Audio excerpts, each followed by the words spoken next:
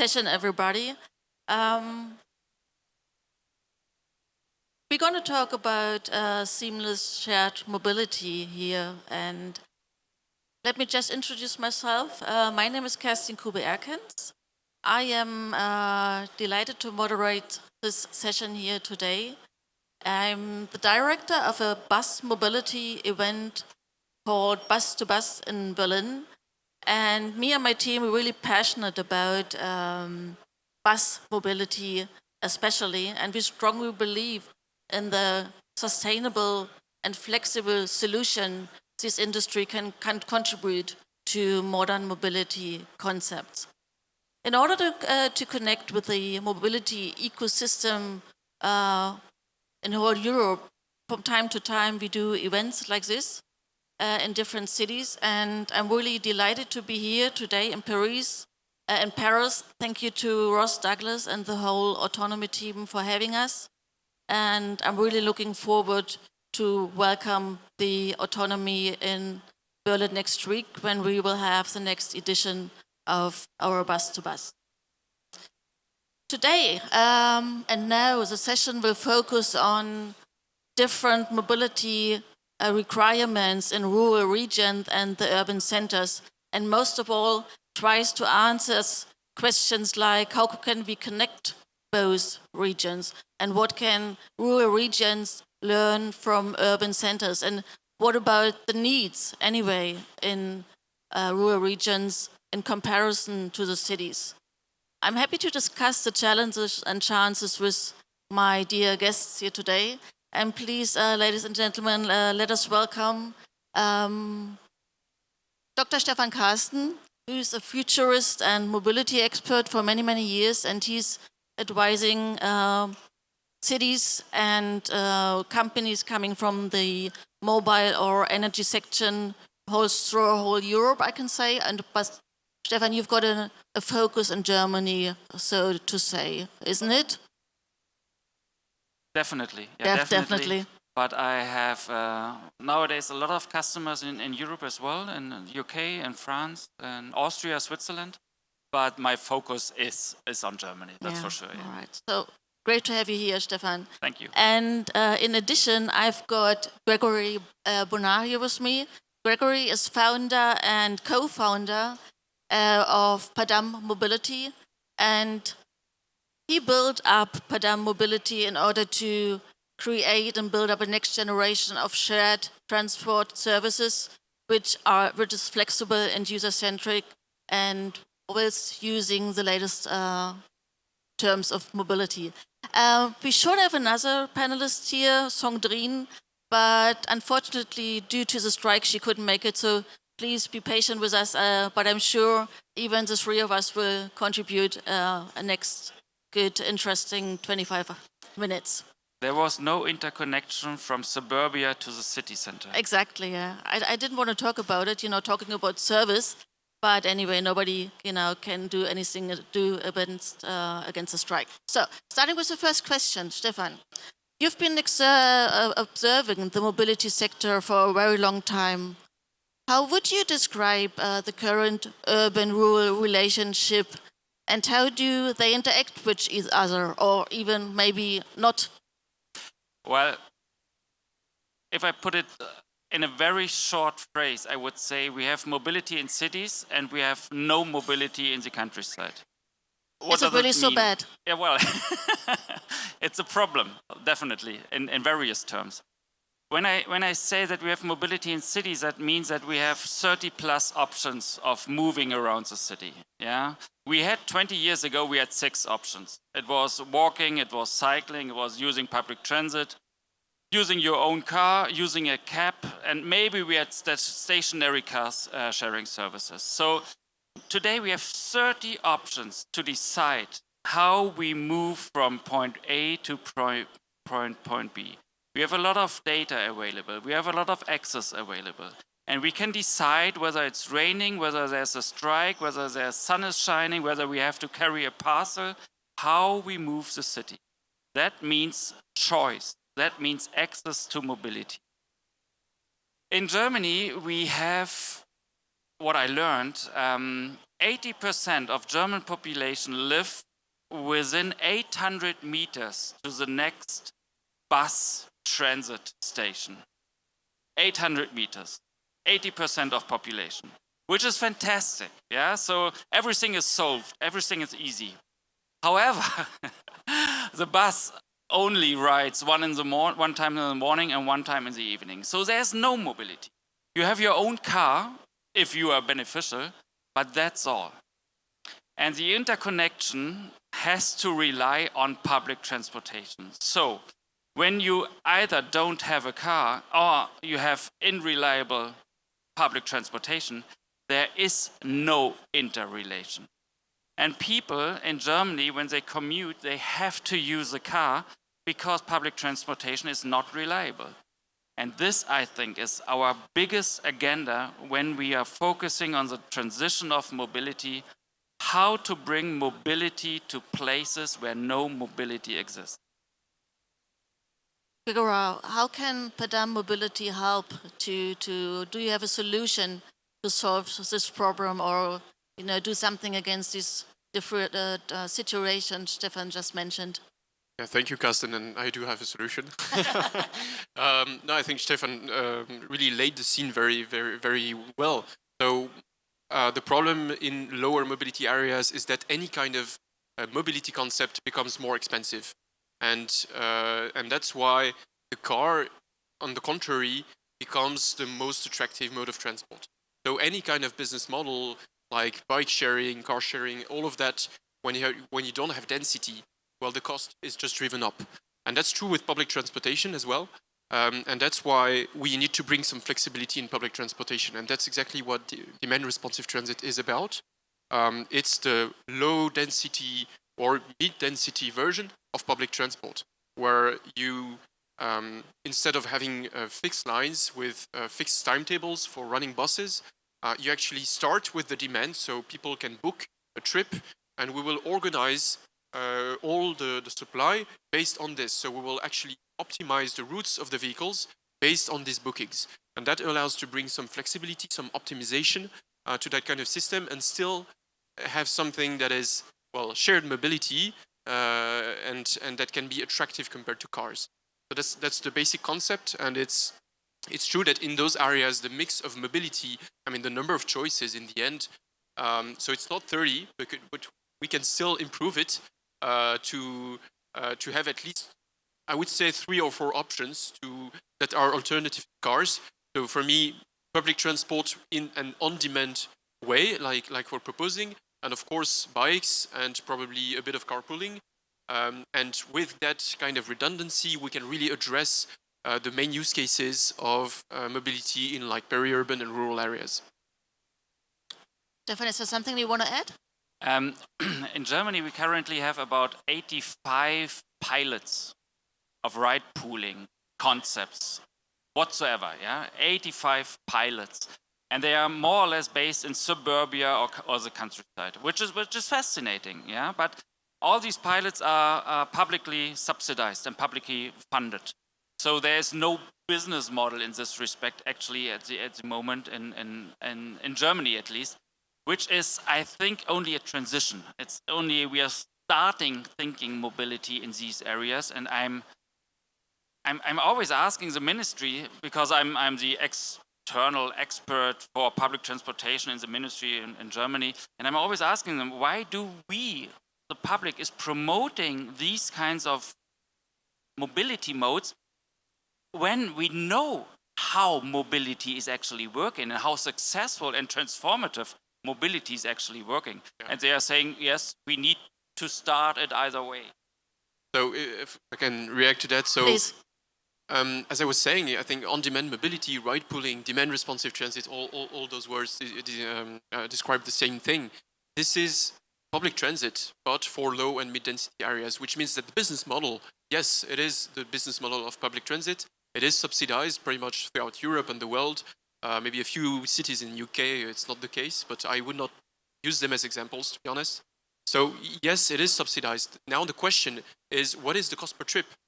So in a typical bus service in an urban environment, your actual cost per trip to operate the service is maybe 5 €6, something like that. You will pay as a user maybe €2 or even a monthly pass, which will bring the price down even further. So it is subsidized by, I don't know, 75%, something like that. The problem is that if you translate a typical bus service in a low mid-density area, the cost per trip will be 20, 30, €40. And even with a very, very poor service where you have a frequency of, let's say, one bus every hour. So the service is bad. It costs a lot to the public transit agencies.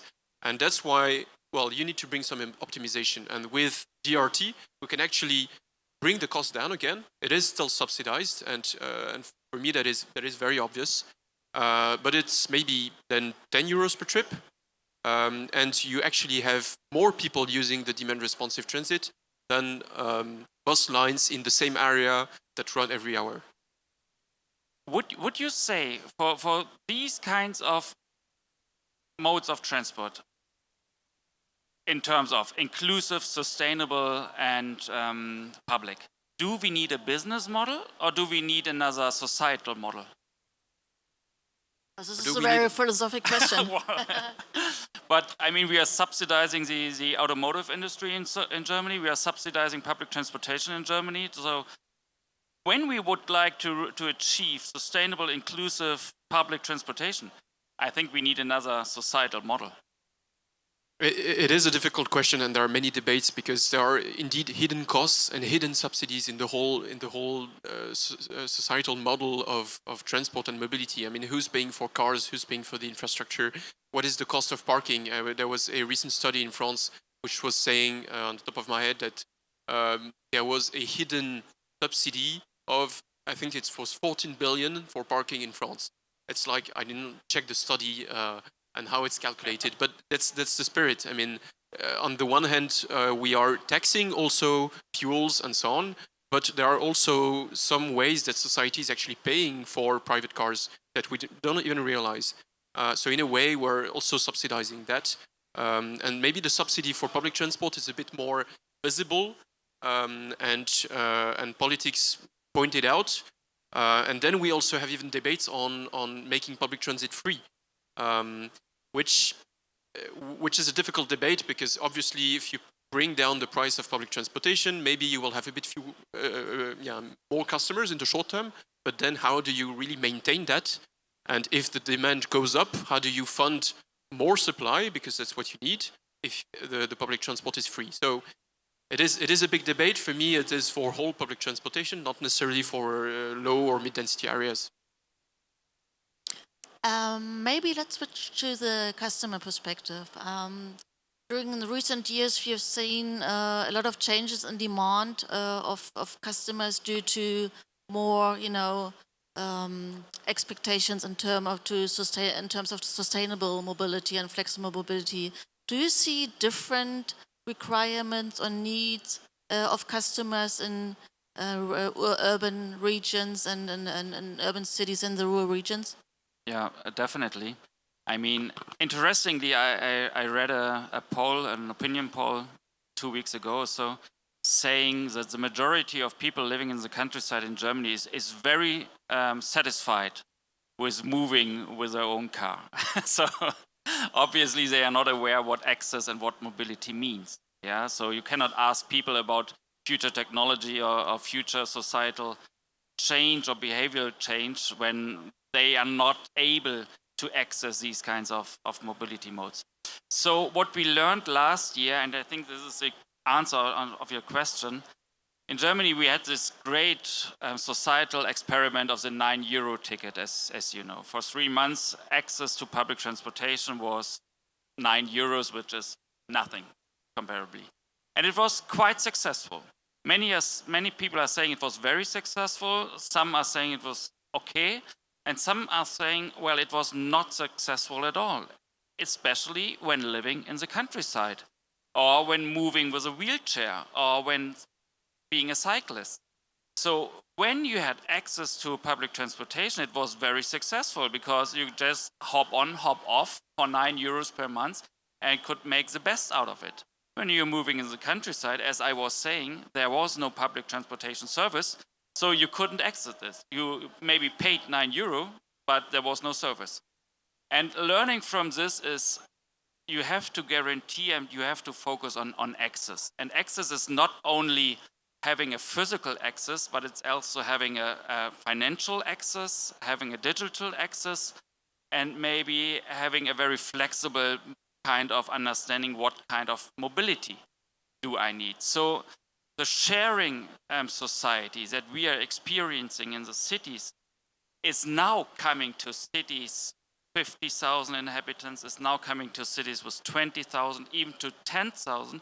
And we are now even experience cities with 5,000 and smaller, where we have first shared bikes and shared scooters and shared mopeds to overcome deficiencies in public transportation or to overcome deficiencies in how the space is organized. And so I think this is the greatest benefit of how we learn from cities and bring these services to the countryside, and having probably the public transportation operators as the platform and the enabler for this. Igora, what is your estimation and your opinion about it? Yeah, I mean, it's interesting because our motto at Padam is really usually to say that we're trying to make shared mobility more accessible.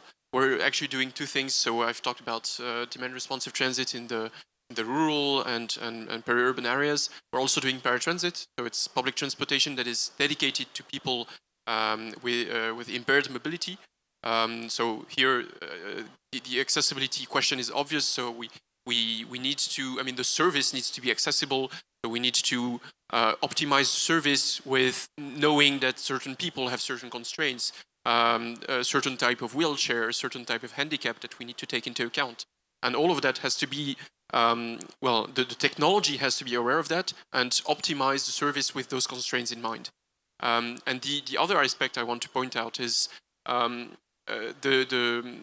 we can use basically digital tools to make services more accessible.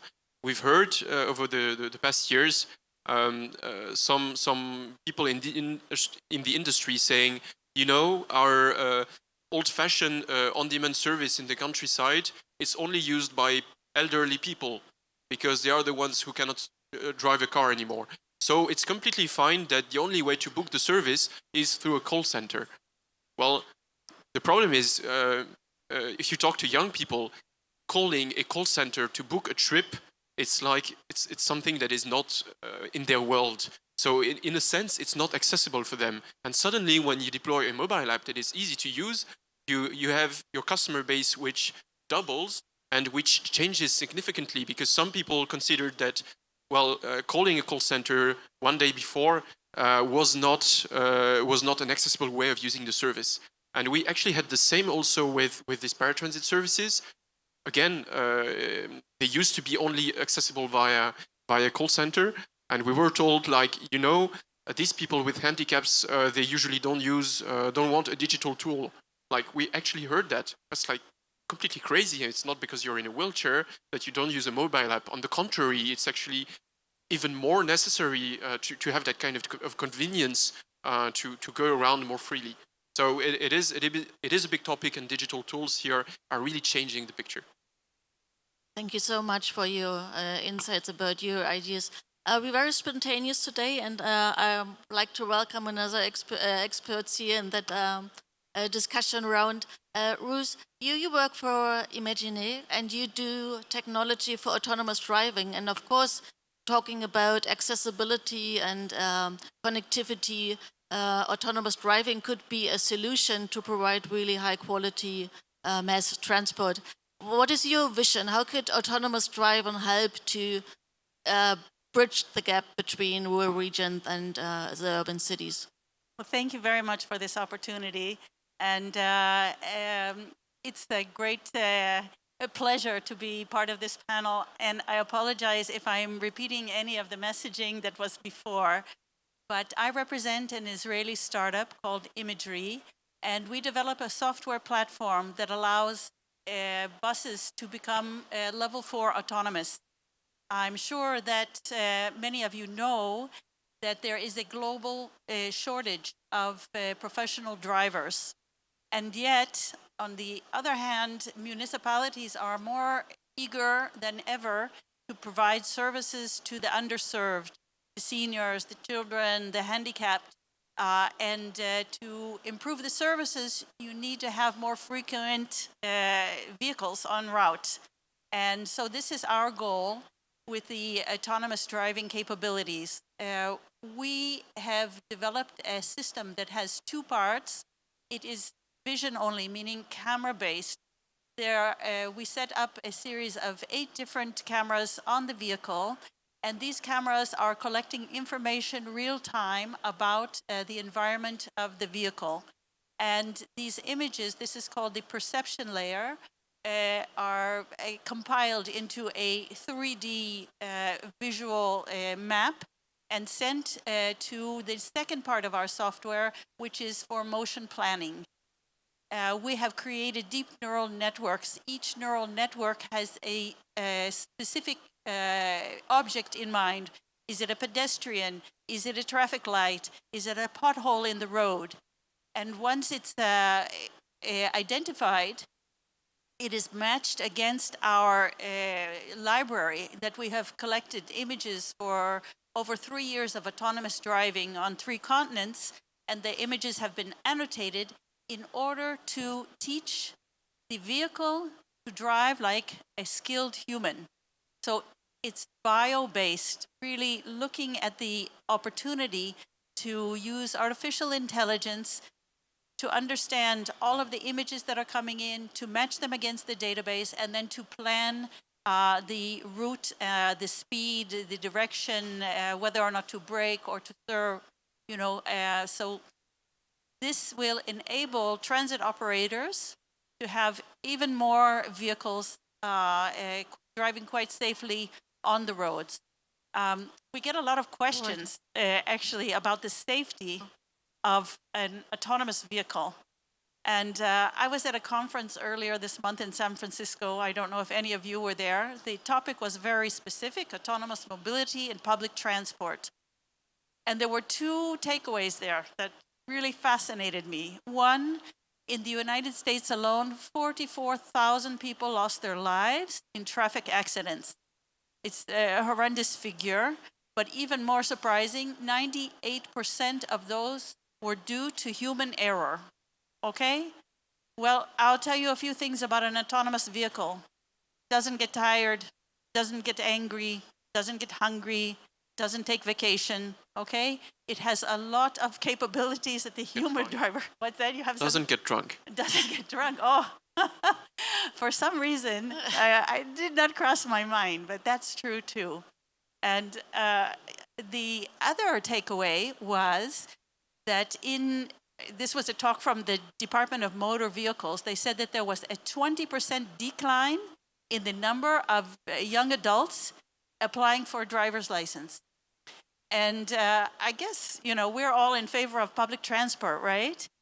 I see that the next generation is also, for whatever reason, maybe owning a car is too expensive, they have no time for traffic jams, all of these. So the world is moving, and we want to make this move as efficient as possible, effective.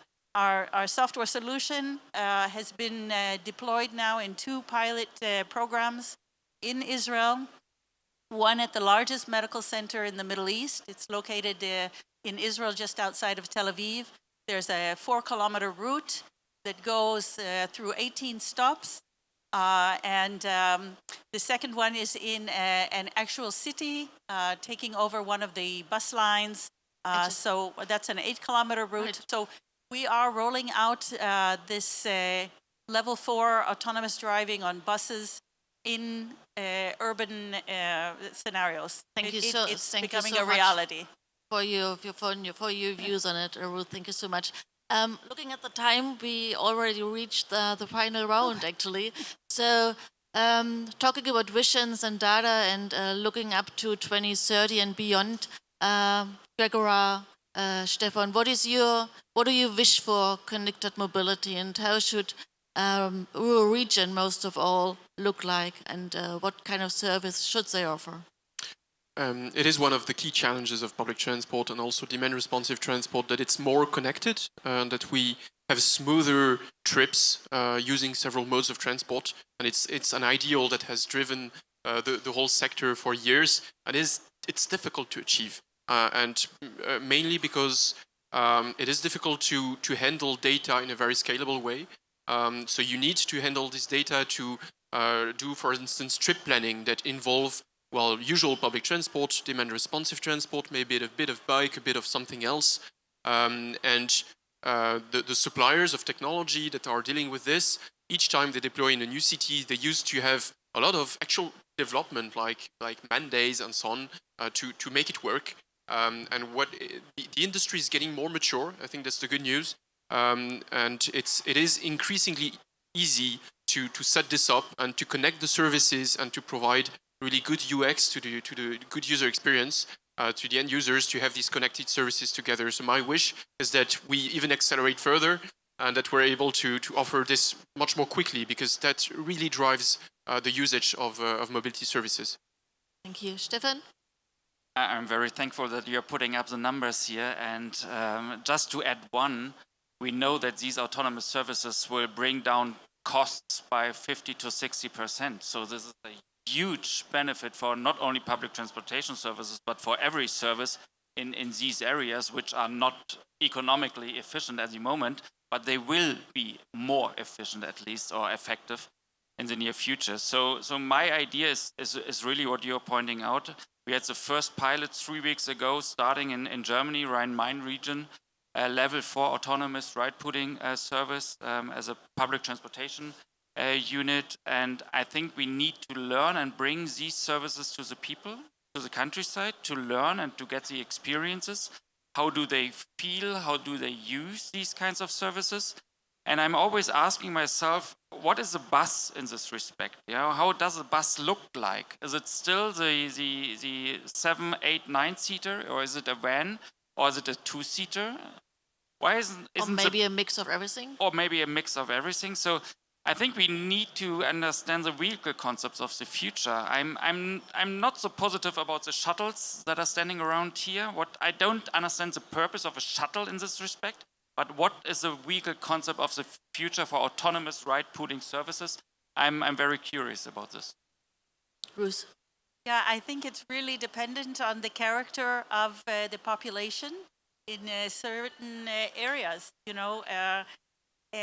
First of all, there is the psychological factor. How willing will residents be? And I can tell you, as someone who lives in the country and works in the city, that it's quite a challenge to get in, and I think having surveys and introducing the public to the possibility of an autonomous vehicle with a demo drive is the best way to convince people that this will be efficient, it's good for the environment, it's cost effective, and it will serve all of these underserved populations. One of the visitors to our booth told us that they are planning such an activity for a specific area, and I was very encouraged by this fact. I think each municipality has to look at its own residents and decide which is the best vehicle. And of course, that's the way we've developed this software that is really hardware agnostic. It can go on any type of vehicle. So we're happy to participate in any way. All right. Thank you so much to my panelists and for picturing this bright mobility future. Thanks for the audience to be here.